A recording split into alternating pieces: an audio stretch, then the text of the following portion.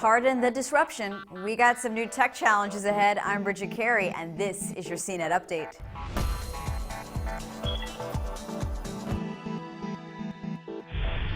Oh, Amazon, just when I think your kingdom couldn't get any larger, you seem to always find a new way to make more money. Well, keeping with the back-to-school season, Amazon now lets students rent textbooks, not just digital books for Kindle. I'm talking real, made-of-trees textbooks. Now, eBay's Half.com already was offering that service, and there's the site BookRenter.com that's been around since 2006, but hey, Amazon's disrupting the game.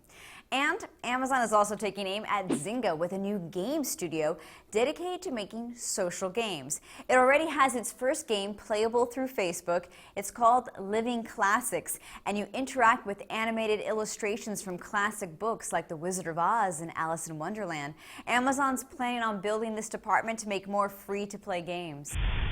In other news we're watching, you'll notice the next iOS version will not include a default YouTube app on the home screen. Apple is kicking Google's YouTube app off the iPhone and iPad, and Google is making its own separate app that you'll be able to download. Apple's continuing to distance itself from Google as it's coming out with its own map and directions app in the iOS 6. Those that buy the new Windows Phone 8 devices will be able to make in-app purchases. And sorry for those of you with Windows Phone 7.8, you won't be getting the feature. The end is near for 2G. AT&T announced it will finally kill off that slow 2G in 2017. And it'll use that spectrum to strengthen 3G and 4G networks. And don't forget that AT&T will begin to offer its new shared data plans on August 23rd, but you can still also pick from its old data plan choices. United States Representative Dennis Kucinich has proposed a new bill to put radiation warning labels on cell phones and create a national research program to study the radiation levels in our mobile devices.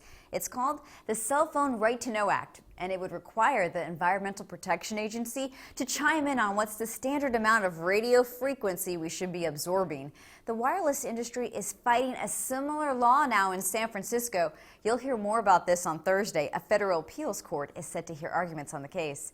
That's your tech news update. For more on the stories mentioned in today's show, you can head on over to cnet.com/update, where you can also find links to subscribe to our newsletter, or just keep yourself updated by following me on Twitter.